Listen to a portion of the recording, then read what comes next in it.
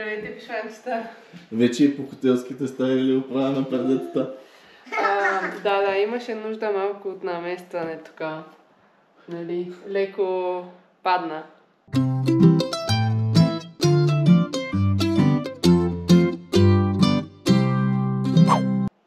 И така. Вадим се вода, да? Да, играеше си и му се залепи за пръстчето и в общи линии си тръгна с пердето, защото няма тапичка. И така, ама нищо да е. Ето, качихме се набързо на хотела. И така в 8 часа слагаме пердето. Пишмани, както казахме, отново сме в Банско. Знаете каква е ситуацията тук с хотела, с удобствата, с цените, тъй като сме правили видео за него. Можете да отидете да го погледнете. А в момента всички се оправяме. Кои сме всички? Аз, пишманката, малкото пишманче, брат ме. И ще ходим до безименния град. Там, където няма зима. Или няма име. Не се знае. Брат, според те, кое от двете? Там, където няма зима, според мен. Като гледам времето навънка, няма как да е друго. не сме снимали последните 2 дни. Ние сме от 2 дни в Банско и като цяло в хотела в Гранд Рояле, в който си идваме постоянно. Вече. Защото почувахме активно. Преди 2 дни, когато дойдохме, бях рожденник на 12 ноември. 34 години. Не са много, но не са и малко. Благодаря на всички за хубавите пожелания, които отправиха към мен в всички социални мрежи, на лично съобщение и в всички канали на пишманите. Благодаря ви, страхотни сте. Бандата на Шаро. Вчера за малко си имате фотка. Да. Как така?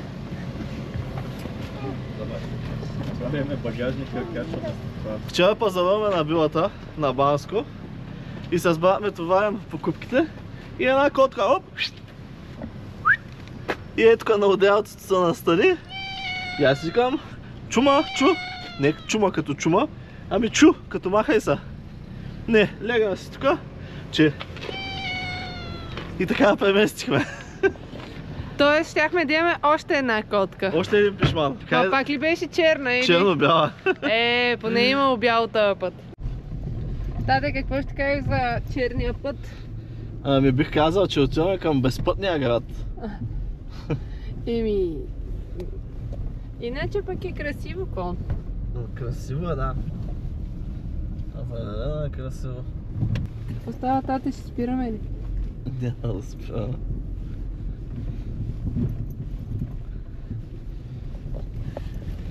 Тук дори нашата количка трудно би се справила, а пък тя е доста проходима. Чичо, ти какво ще кажеш? Това се чу на пари. Бобе, това какво беше? Мамо, това какво е? Като път. Това звучеше на 100 лева. Повече. Според мен на повече се чу. Защото го усетих право в петите отдолу. Пишманката естествено избра тази локация. Вижте сега, пишеше черен път проходим с кола. Аз няма как да знам, като не съм ходила. С каква кола? Не пише джип, не пише 4x4, пише кола. Нали? Явно не е за Бентли. Да. In 200 meters, turn left. Разбрали са. Разбрали. Само да ви покажа къде се намираме. На средата на нищото. Така започват най-големите приключения. Така започвали най-големите приключения. Аз бих казал, че така започва всеки филм на ужасите. Потегляме по пътеката, да видим какво ще открием ли въобще нещо или само ще се изкараме. Ето го пътя. Там сега големите 7, това са 7-те пирински езера. Да, ние открихме нова забележителност. Там спряхме колата, защото видяхме, сега ще ви покажа каква локва. Тя и от тук се вижда, но като се доближим вече ще бъде по-добре разпознаваема. Ето вижте границите на Пиринско море.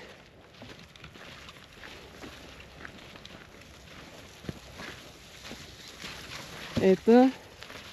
Това решихме да не го минаваме с колата. А тата искаше да вземе количката. Това е много готин кадър, да ти кажа.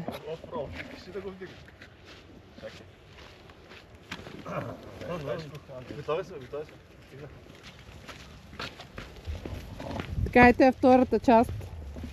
Вижте колко е атрактивна. Перфектна е за сядане.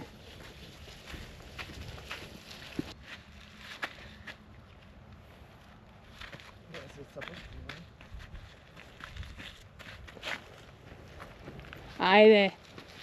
Братята успяха. Напред не виждам други такива препятствия, дано и да няма. Какво има? Това ли така да кажа? Ето, взели сме си топка, нали, мамо? Топката ще играем ли с нея, Влади? Да.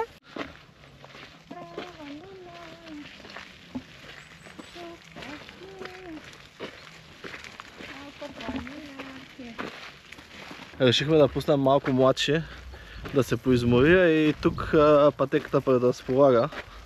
Малко по-равна е, но нека свиква и с такива терени. Да видим дали изобщо ще стигнем до нещо като цяло. Топчето да ти го държа ли, мамо? Да. Ти ли ще го носиш? Добре, носи си. Ако трябва да сме честни, младши се държи за година и 5 месеца доста добре в прехода. Ходи си самичък, личи си, че се е поморил, ако трябва да сме честни, но от малък показва характер и над, не знам от кой го е наследил това нещо. Няма от кой. Да, няма от кого да го е наследил. Но натиска се, напъва се, а и доколкото го познавам, до последната си капчица издържливост и енергия ще бута самичък пеш. Но това е. Кажем ли го в количката, гарантирано ще заспи. Но характер се калява. Характер се прави. Характер се изгражда, нали така? Да, Тони Робин. Аз и Юли Тонкен, това сме. Голяма си мотивация. Нали? Кажи. Според мен те чува и се амбицира. Виж как засили крачката. Радостта на турист. Кои са тия цветячича? Има едни такива с големи листа, меки. Аха. И за какво се ползват? И ползват се за това, което и голистните дървета не могат да се ползват. Ето ги. Питах младши дали иска да мине най-отпред и да се държи за ръчичка с Чичо и той веднага тръгна и го хвана. Тъй, че те си много гъсти, голяма партия са си. А тате бедства с количката зад мен. Ето може да видите. Как е, тате? Ами да, ама като знам, че е по-добре да го бутам, отколкото да го нося като се измори. И другото е, че мултитаскинг работя, пиша пост междувременно, бутам количка и водя комуникация за едно друго нещо. Това е. Няма спирка, тате. Идва тате Вета. Да, наложи се да се отместим от пътя. Но те мисля, че са на разходка. Не са опитни. Гледам бавничко кара. Здравейте! Здравейте! Приятна разходка! Здравейте, здравейте! Здравейте! Връщаме се на Шрете. Тръгна да ги гони. Какво става, мамо? Ули, да, Ули. тате, Ули, ама няма да ходим след тях. Хайде да ходим нагоре. Мачи се умори и вече разчита на баща си, на раменете на баща си. Добре, че той може да носи и се справя с всичко. Ето.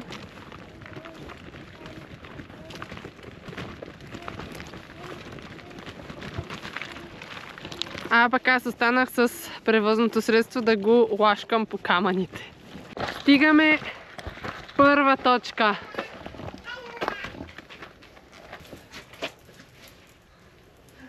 Аз мисля, че е последна точка. А как скачим вече? Да, няма как, но иначе ето на тук. Така, ние стигаме до тук и не можем да продължим нагоре, но сега ще ви покажа от беседката на къде се минава. Значи, ето я беседката. Ето го надписа, табелката. Ето я картата. Ето натам. Само че по обясними причини ние не можем да стигнем натам. Тате! Крало, портало, отвори порти. Ела бе, татко, искаш ли да седеш? Чичо, много яки кадри. Насякъде, където отидем, се играе в футбол. Айде, тате, шут! Футбол или волейбол? Това е вашата с топка да е. Подай на Чичо. Айде, Чичо, подай на сам. Браво, тате! Как те спъна? Давай, мамо! Браво! Ули! Дай мама да цунка. Така, мина! Хора, ако не си направите сами шоуто, няма кой да ви го направи, да знаете. И сега се връщаме обратно.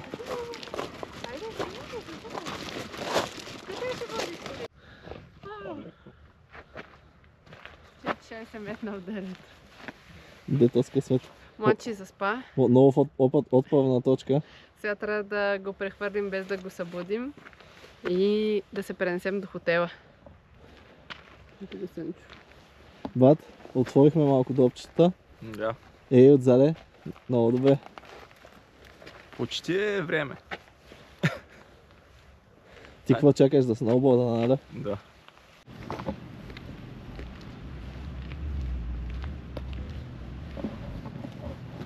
Героите са уморени. Прибираме го в хотела.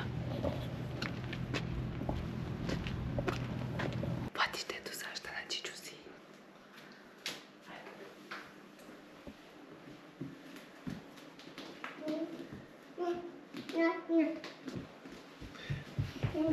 Не иска.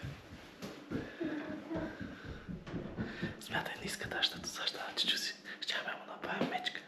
Тук спи. Днес малко почивка и утре пак. Днес все пак бяхме на планина. И фитнеса изпуснахме. Фитнеса, не знам, някои хора спаха. Двама. Не знам. Кой, аз не съм спал? Двама. Малкият спа. Бебе Влади и Чичо Вало. Само тия, които са се раздали с спали. Аз бях по средата, между другото. Аз бях между заспалите и незаспалите. Да. Спеше ми се, по едно време правих само...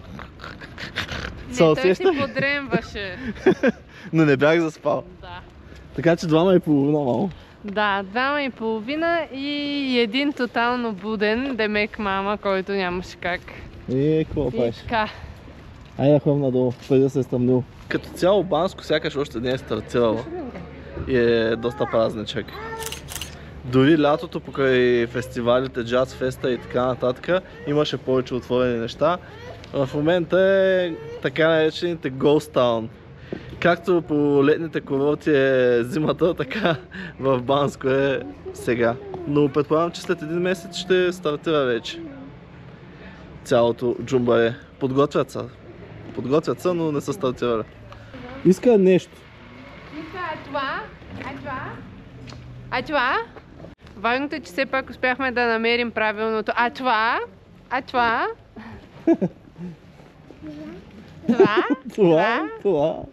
Каза ми.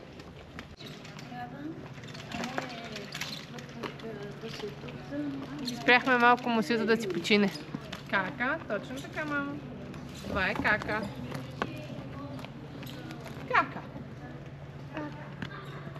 Кака. Оли, да, тя тича, мамо. Ще ходим ли надолу? И всичко му седят диванче просто. Да, бе, преди да се е върнал. Бащичко, сяда къде може. Не дей. Не се хаби.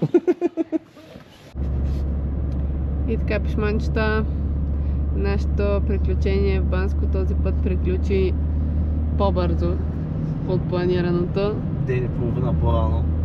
Прибираме се, защото с нощи през нощта малкия не се чувстваше добре, спа много неспокойно и сутринта започна да повръща. Та в общи линии стегнахме набързо багажа, разбрахме се с хотела да напуснем по-рано и все пак ще ни е по-спокойно да си боледуваме в София. Не се знае утре как ще сме и ние. Ами аз честно казано усещам дискомфорта и напрежението. Май някакъв вирус сме пипнали всички. Да, тъй че този път така ни се падна, но нищо, надявам се поне каквото и да е бързо да минава, те си върлуват разни неща, така или иначе, ама това си е част от процеса, от сезона, няма мърдане, нали тати? Да, абсолютно няма мърдане. Чичо, ти как си? Аз съм топ. Така, за сега Чичо е най-стабилен, дано така се задържи и да видим. Пишмани, след краткото банско отклонение и след като малкия се разболя, след това ние се разболяхме с ужасно повръщане и изхождане. Направо болезнени. Някакъв жесток вирус. Сега сме на село и ще приключим оранжерията, защото да. Какво се хилиш? Какво се едно някой те е нападнал? Се едно се е боила с тигри, някакви лепенки по лицето. Аз не съм виждал толкова време. Направо не мога да повярвам, че дори на село времето е хубаво. Тук напоследък е страхотен вятър, страхотен студ. Но да. Оранжерията сега трябва да я изчистим и да я подготвим за малолестия сезон. Ето. Иначе вижте, имаме още доста домати.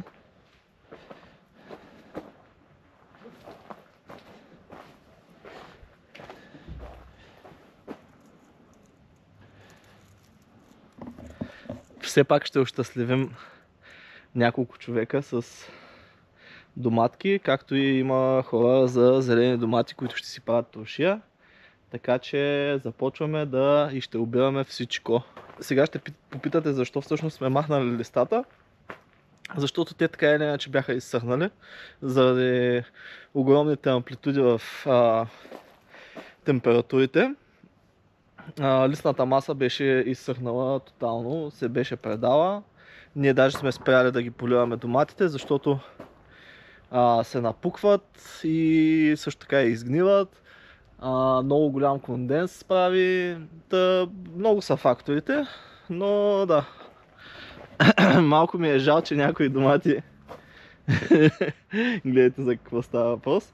Но това е есенният домат. Есенният домат, знаете, пигментацията му не е същата, не са чак толкова червени, но всъщност си е домат и е 20 ноември, може би 19 ноември, нещо такова.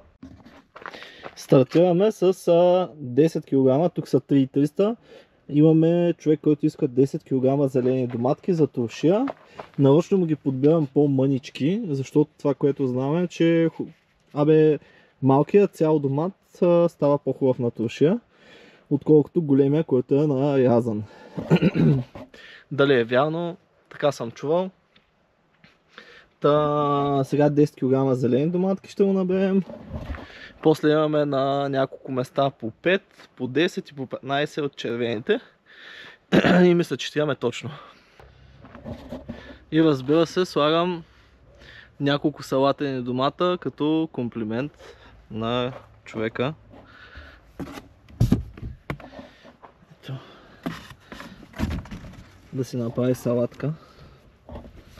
Така ще му ги сложа. Сега ще му сложа и още един-два. И е готов.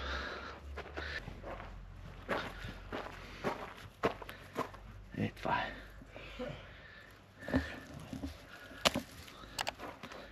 Ей, това е ноемврийски домат. На кой ноември? На кой е 20-19? Началника взе своето място на наблюдателницата. На контролното място. Ти си контролер кантар. 19 ноември. 19 ноември е началник. Ето. Да си жив и здрав до година повече да си караш такива домати. Нали? Жив и здрав. Да. Страхотни. Да. Така, продължаваме нататък с другата бередба. Времето напредна, но и ние напредваме. Както ви показах, големия кашон. 5 кг за моят човек Крис. Гледайте какво става. Тук имаме едни 10 пак за едни наши приятели. Страхотно доматче на еврейско. Тук за Ицо едни 5 кило и 100 домат. И още колко има. Но тепърва започваме, шефката започна да сгърва оранжерията, защото няма за кога да я чакаме. Марулевия и учения сезон започва. Нали, началник? Да, и репички. И репички. Какво? Да очакват хората Да на пазар? очакват за Коледа. Така. За още един човек зелени и такива, които след няколко дни ще озреят, сме му приготвили. Той така си ги поиска. И понеже нямам повече място в колата, иначе има още домати, се отправяме към нея да я докараме, товарим и доматения сезон е към края си. Готови сме за потегляне. Тикви, джанки с чесън, домати, вътре също има домати. Хайде, че ще усъмнем на пътя пак. Пишманче, ти ще идваш ли с мене? И какво бе? Глизоване? Кофти работата на вечерните неделни пратки е задръстванията, защото явно е станала катастрофа и почти не се движим. Всеки иска да дойде в тая лента, ама да, ще се предвижим. Дано хората са наред, които са катастрофирали по-напред само. Това е най-важното. Въртим, сучим все при господина от Драгалевци и идваме да му носим домати. Един от най-редовните, които се поръчват доматки. Така че пропусквателен пункт, господина, тук имате. Карамба! Точно казвам, че си най-сериозния. Добре, в този тут. Аз те снимаш ли, бе? Добре, в този тут. Кажи как се прави такъв домат, изведи го. Не бе. Ало, това вътре може си по-голем гледай диван. какво. За тебе Ицо, нали е сингъл плеер, виж, на немките. Да може да се яде по един-два. По 5 кила ли са? Да, по 5 се ядете. Добре. 9 часа, с това слагам край на всички посещения. Бях в Дъргичево, бях в центъра, бях в Дъргалевци, бях в Орландовци и още един път в Дъргалевци. И 9 часа приключваме тази обиколка, както и приключваме това видео, като гледам мама не е скучала в София. Имаме си, сгубила е рафт, шкаф над сушилнята. Браво, мамо! В момента приспива Влади оттатък и аз мога да ви кажа само, ако ви е харесало това видео, ударете палец, абонирайте се, можете да ни последвате в социалните мрежи или да ни подкрепите с Thanks, благодаря бутона. Чао и до следващото видео.